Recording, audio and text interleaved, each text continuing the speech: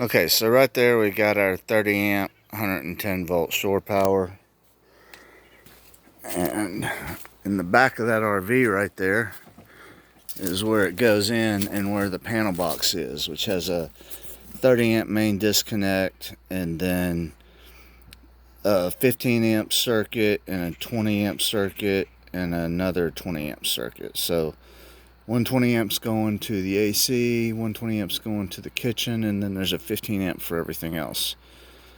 Over here in that box behind my water,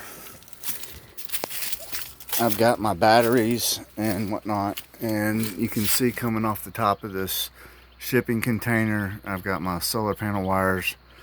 There's one set here and another set over there with 450 watts of solar on each for a combined total of 900. And so I got my little spotlight up there in the corner where it comes down. It's a 12 volt remote control outdoor spotlight, pretty cool, magnetic. You can put it on top of your truck. But anyway, that comes in down here. Here's my solar panel wires coming in. And in my box here, I've got 400 amp hour batteries.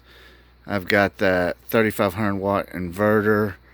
Here's a 40 amp solar charge controller, which is for one of these 450 watts of solar power.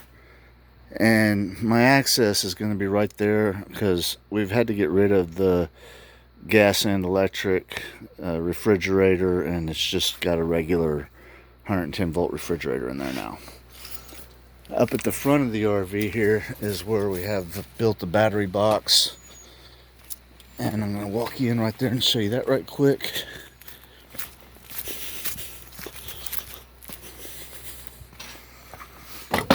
Okay. And here you can see we've got a converter, another 200 amp hour batteries. This is an 800 watt inverter. Here's another 40 amp charge controller and some 8 gauge wire. And so really my question is, how's the best way to hook it up? I can either bring in wires through that box to the front of the RV, going to a charge controller and into those 200 amp hour batteries with one of them. And then the other thing I was thinking that I'd like to do is to be able to take the shore power and connect it in here somehow. Now I get that I'm not going to be able to run my AC on these 4 batteries, and that's not really what I'm talking about. But I mean for everything else, except for the AC. You know, we've got gas, heat, and we don't even use a microwave. And so if I could somehow either put that into one of these here to give me my 15 amps, so I can use my plugs that are already in the RV, so things like the water pump and whatnot are going to work, because otherwise I'm taking these heavy duty extension cords that I've got and bringing them out through here and run them in there, and basically just running on extension cords. So if anyone can help me out with the smartest way to do this, I appreciate it, because whenever Airstream put half the electrical system in the back and the other half in the front, they certainly didn't do me any favors.